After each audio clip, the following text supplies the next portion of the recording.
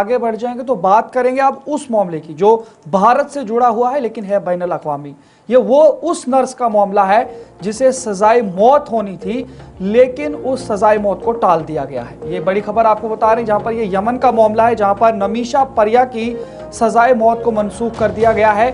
सजा मनसूखी का बाज़ाब्ता तहरीरी बयान भी अभी निकल करके सामने आया है। ये केरला की एक नर्स है। आपको बताएं तो नमीशा को 2017 में यमन में बिजनेस पार्टनर के कत्ल के जुर्म में सजा सुनाई गई थी और ये केरला की नर्स नमीशा परिया की मौत की सजा जैसे यमन में 2017 के कत्ल के मुकदमे में मुजरिम करार दिया गया था।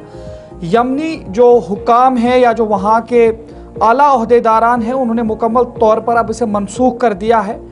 और ये जो इस हवाले से आप जो तस्वीर सामने देख रहे हैं ये मुफ्ती आजम हिंद है, केरला से इनका ताल्लुक है। ग्रैंड मुफ्ती अबू बकर मिसलियार के दफ्तर से ये बयान जारी किया गया है कि जिस तरीके से पहले इन्होंने इसे रोका क्योंकि ये इसी जुलाई के महीने में ये सजाए मौत देनी थी इस नर्स को, लेकिन बाद में इन्होंने यमन के हुकाम के साथ वहाँ की हुकूमत के साथ बात की और लगातार बात करने के बाद अब ये फैसला लिया गया। पहले तो इसे रोक दिया गया था और बाद में अब ये फैसला दिया गया है कि अब इस पूरी जो फांसी थी या जो पूरा केस था वो वापस ले लिया गया है और ग्रैंड मुफ्ती ऑफ इंडिया का इसमें कलीदी किरदार है। भारत सरकार ने तमाम कोशिशें की, पॉसिबल नहीं हुआ।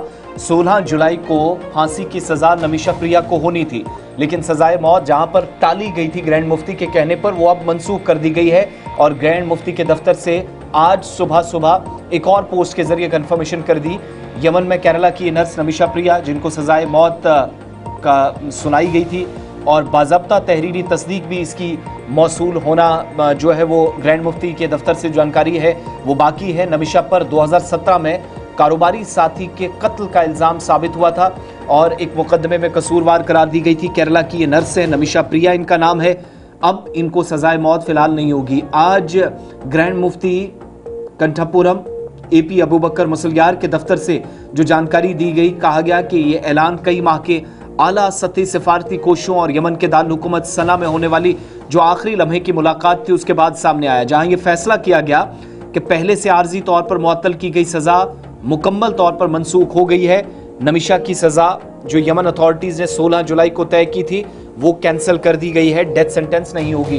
ताहम दफ्तर ने वाज़ेह किया है कि यमनी हुकूमत से इसकी बाज़ाब्ता तहरीरी तस्दीक या जो रिटर्न कोई आधिकारिक पुष्टि होगी वो मौसूल नहीं हुई और भारत के वज़ारत ख़ारजा ने भी इस पेशरफ्त की तस्दीक अभी तक नहीं की है।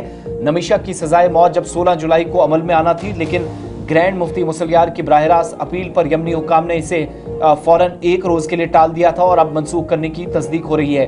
38 साला नमीशा प्रिया केरला के ज़िला पालकड़ की से रहती हैं और बेहतर रोज़गार के मौके के लिए 2008 में यमन मुंतकिल हुई। तरबियत याफ्ता नर्स हैं। इसके बाद उन्होंने यमनी शहरी तलाल अब्दू मेहदी के साथ शराकत दारी में दारुल हुकूमत सना में एक क्लिनिक चलाया। अपने कारोबारी साथी का कत्ल इन्होंने किया। ये इल्ज़ाम 2017 के बाद इन पर लगे और वो जब साबित हुआ तो सजाए मौत सुनाई गई थी। बहरहाल ग्रैंड मुफ्ती की मुदाखलत के बाद उनसे ये केस टला है। सिर्फ अब इंतज़ार इस बात का है कि तहरीरी तौर पर जो है वो यमनी सरकार की जानिब से इसमें ऑर्डर्स मौसूल हों जिसके बाद मज़ीद तस्दीक इस केस की जाती है। लेकिन फ़िलहाल कम से कम जो सजाए मौत है नमीशा, उनके परिवार, उनके घर वालों या केरला के लिए एक अच्छी खबर ग्रैंड मुफ्ती ने या उनके दफ्तर ने सुना दी है।